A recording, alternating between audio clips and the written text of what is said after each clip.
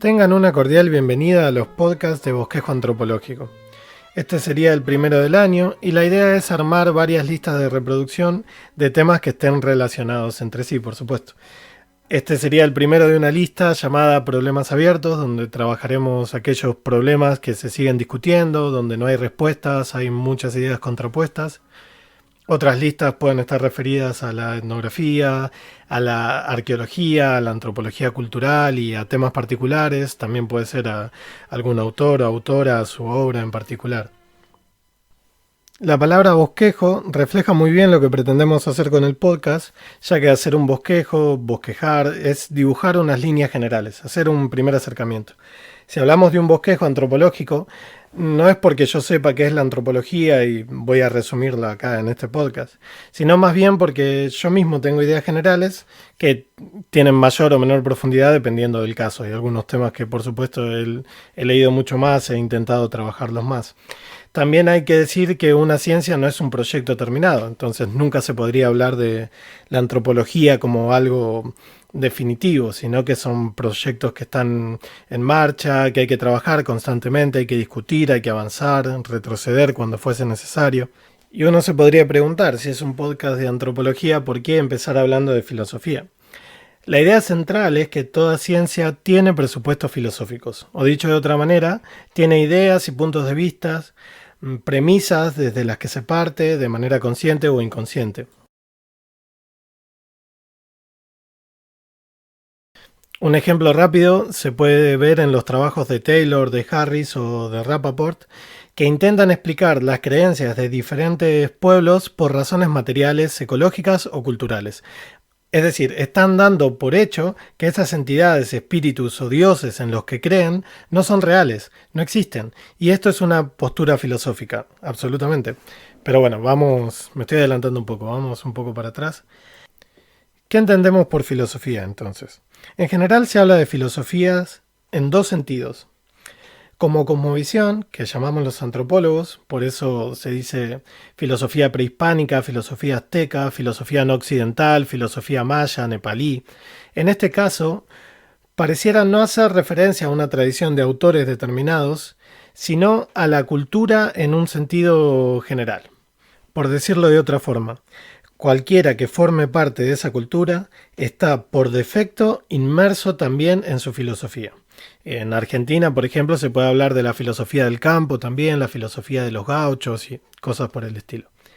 Se suele decir, por ejemplo, es que ven el mundo de otra manera, tienen otra filosofía. Por otro lado, tenemos la filosofía en un sentido estricto, en un sentido disciplinar, digamos, que tiene una larga tradición y mayormente se nos suele decir que empieza con Platón y Aristóteles. De hecho, la palabra filosofía tiene un origen griego, que es filia, que significa amistad en griego antiguo y hoy, y no amor como la suelen traducir, salvo en un sentido muy general donde la amistad también es amor y cosas por el estilo, y sofía, que significa sabiduría. De todas maneras, esa definición de amor por la sabiduría no está tan mal, digamos, tiene algún sentido. Al fin y al cabo es la búsqueda del conocimiento. Para avanzar un poco tenemos que introducir el concepto de filtro antrópico. Para todo esto me estoy basando sobre todo en el libro de Javier Pérez Jara, La filosofía de Bertrand Russell. En él nos habla del filtro antrópico, según el cual no vemos la realidad tal como es, sino que la vemos a partir de nuestras capacidades organolépticas, nuestra capacidad visual, nuestra capacidad olfativa, el tacto, etc. Y también a través de los conocimientos culturales. La lengua que hablamos, el entorno en que habitamos, los conocimientos que tengamos del mundo, nuestras ideas de cómo se formaron las montañas, de por qué existimos nosotros mismos, están filtradas por nuestra sociedad. Por ejemplo, en el desierto del Kalahari, algunos grupos bosquimanos consideran al agua directamente como un ser vivo, cosa que en otras sociedades no ocurre. Lo que tenemos entonces es que hay muchas cosmovisiones del mundo, que van cambiando por convergencia o choques con otras cosmovisiones, por cuestiones tecnológicas y por muchas otras razones. Pérez Jara utiliza el mapa mundi como un ejemplo. Entonces, supongamos que cada forma de entender el mundo es un mapa mundi. El mapa es una representación de un territorio, pero no es el territorio. Acá tenemos a Bateson y es algo que también se utiliza en antropología, en la teoría de sistemas. En este caso, los mapas se construyen con ideas sobre la moral, la política, la ciencia, ideas religiosas. En algunos casos sí, en otros casos no. Algunas cosmovisiones no tienen ninguna idea sobre ciencia y cosas por el estilo. Los mapas tienen un carácter práctico también. Es decir, sirven como guía. Si el mapa no es bueno, si tiene contradicciones, entonces nos vamos a perder. Pero volvamos. Hay muchos mapas, todos diferentes y están enfrentados unos con otros. Si un mapa nos indica que para llegar a tal lugar hay que doblar a la izquierda y otro nos dice que hay que doblar a la derecha y otro ni siquiera tiene ese lugar al que queremos llegar en el mapa, necesariamente debemos admitir que no son compatibles. Acá es donde la analogía del mapa se queda un poco corta, porque el mapa puede ser comparado con un territorio determinado para ver su funcionalidad, mientras que la filosofía o las distintas cosmovisiones no pueden ser comparadas con la realidad misma. Acá entra de nuevo el filtro antrópico. No vemos nunca fenómenos puros. No olemos todos los olores del mundo, sino aquellos que podemos, para los cuales tenemos capacidad. No vemos las cosas tal cual son, sino que vemos los colores que podemos ver, las cosas que podemos percibir, y también entra nuevamente en la cultura en este sentido. Hay algunos experimentos que no son muy éticos, pero en donde se les cose los párpados a los ratones cuando nacen y después cuando son grandes se les abren de nuevo los ojos y esos ratones son prácticamente ciegos porque uno también aprende a ver, a distinguir formas. Entonces no lo pueden hacer, ya no pueden distinguir esas formas. Hay algunos estudios también en los cuales podemos profundizar en un futuro. Se habla de cómo distinguen las diferentes culturas los colores. No todas las culturas distinguen los mismos colores. Pareciera que eso también es algo que hay que aprender. Y bueno, obviamente hay que seguir estudiando, puede haber muchas otras cosas. Llegados a este punto, a muchos se les puede dar por el relativismo.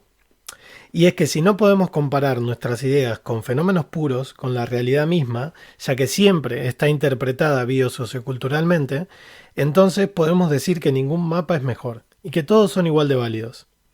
Otra opción sería el escepticismo, la desconfianza, decir que nada es cierto y que es imposible estar seguros de algo.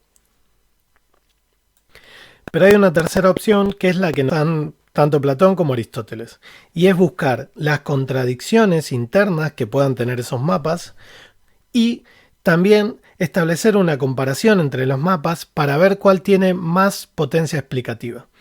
Esto implicaría también generar un nuevo mapa del mundo, hacer un sistema de ideas y desde este sistema de ideas intentar explicar los otros mapas del mundo. Perejara nos pone el ejemplo nuevamente de la antropología, donde los antropólogos pueden explicar cómo se construye el arco y la flecha de un pueblo cazador-recolector o cómo se construyen sus casas, pero a la inversa, desde las cosmovisiones de esos pueblos, no se puede explicar cómo se construye una computadora o cómo se construye un avión. Un ejemplo claro lo podemos encontrar en África del Sur, a mediados del siglo XIX, cuando los grupos Xhosa ya habían sufrido varias devastaciones, epidemias, pérdida de territorio. Entonces se dejaron llevar por las profecías de una muchacha que, viendo lo que ocurría en la guerra de Crimea, donde los rusos habían derrotado a los ingleses, dijo que era posible derrotar a los ingleses, pero para ello había que sacrificar el bien más preciado, que era el ganado. El recurso principal que tienen los Xhosa para vivir, que tenían los Xhosa para vivir en ese momento, era el ganado. La pérdida del ganado implicaba morirse de hambre. Pero si derrotaban a los ingleses, es decir, si la profecía era cierta, eso no iba a ocurrir. Bien, ¿cómo terminó esta historia? En su libro El león y el cazador, Gentiliana nos dice literalmente: en 1857, la mayor parte del ganado que les había quedado tras las epidemias, unas 200.000 cabezas, fue exterminada para obedecer el mandato de la profetisa.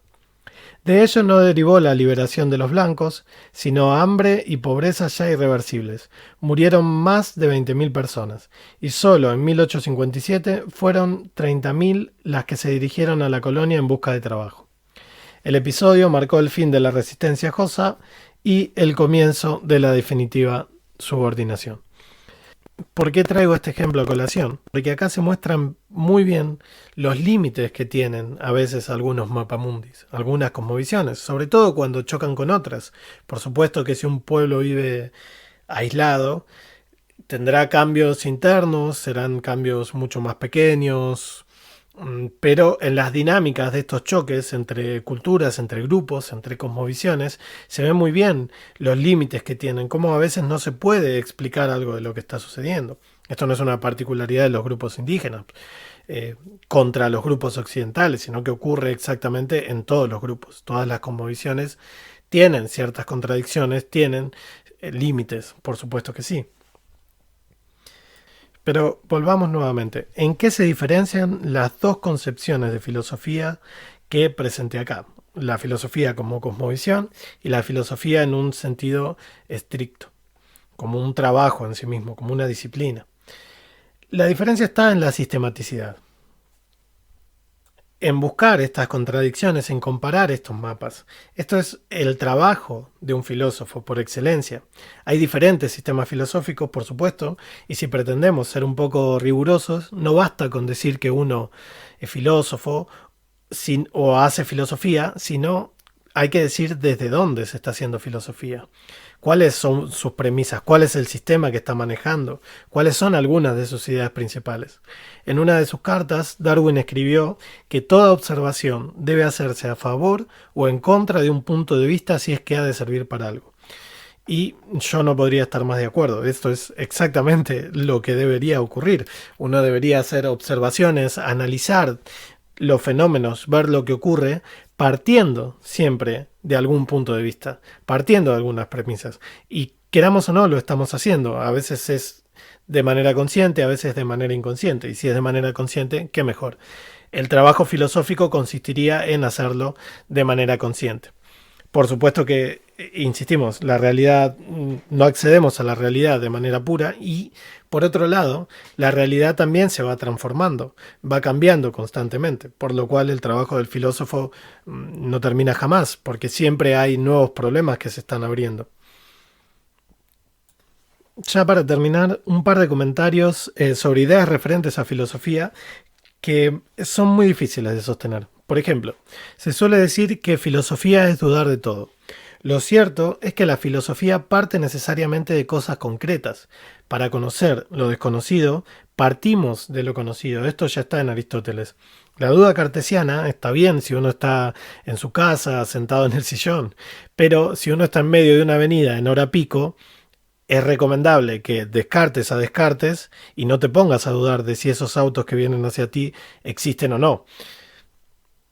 Un buen filósofo sabría que esos autos vienen con mucha fuerza y que si te golpean vas a sufrir una serie de lesiones porque tenés un cuerpo físico, biológico, que sufre como el de cualquier otro animal. Eso es filosofía verdadera y no empezar a jugar a ver, oh, esto sí, esto no.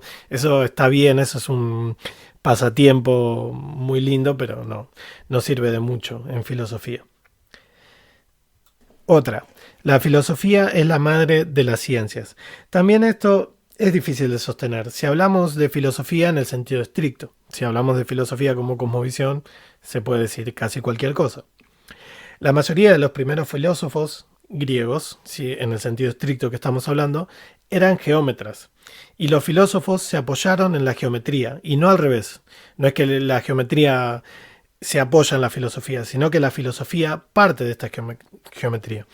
Cuando hablo de filósofos griegos, antes de que empecemos con estas cuestiones de endocentrismo o cosas por el estilo, lo cierto es que ellos también son herederos de una larga tradición que viene de Egipto, de Mesopotamia. Hay estudios actualmente donde se supone que Platón tiene grandes influencias de ideas orientales, que también podríamos llamar filosofía en un sentido general o en un sentido análogo. Una vez que ya tenemos la filosofía en sentido estricto, podemos decir, este ejercicio también puede ser considerado filosofía. No sería algo anacrónico.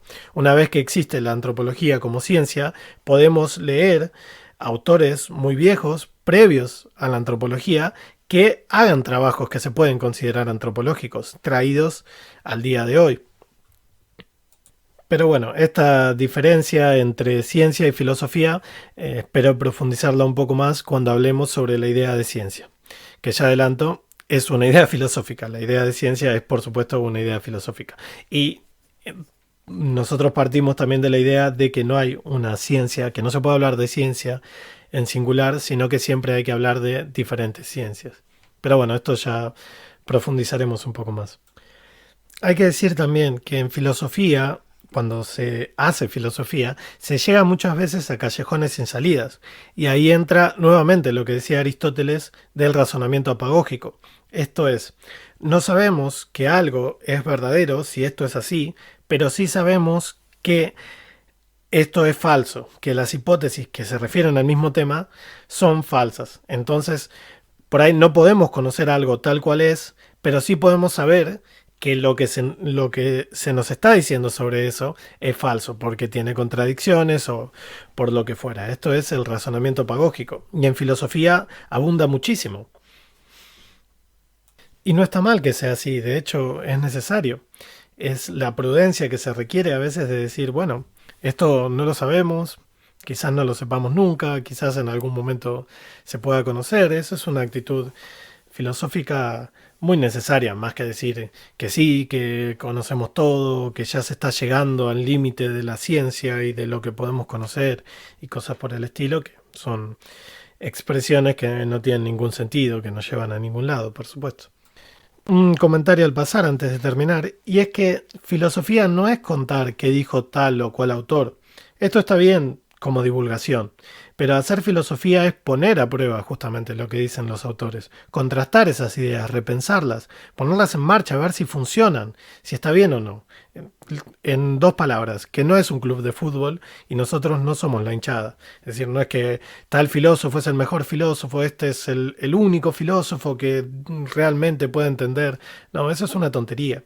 La filosofía, como la ciencia, son trabajos sociales que se hacen entre muchos. No hay ninguna filosofía que no beba de conocimientos previos, de autores previos, que, como se suele decir, creo que es una frase de Newton, que si he visto más lejos es porque estaba sentado en hombros de gigantes. Y es que no hay otra manera. Si uno puede hacer algo mejor es porque ciertamente está bebiendo del trabajo que ya hicieron otros. Quizás con la música sirva de ejemplo en este sentido. En música no se hace nada completamente original. Es que una obra musical del todo original no sería directamente música, sería otra cosa. Siempre se necesitan cosas que ya existen, se necesita partir de lo que ya hay y transformarlo. Por eso cuando algunas personas dicen que no quieren estudiar música para crear algo original, lo que ocurre es exactamente lo contrario. Si uno quiere crear algo original en música, lo que tiene que hacer es estudiar música, es conocer la música, ver cómo funcionan esos sistemas. Si no, va a ser exactamente lo mismo, lo que se está haciendo en la época, lo que está de moda, por cuestiones culturales, por lo que fuera. Pero para ser original es necesario estudiar, es al revés. En filosofía ocurre lo mismo.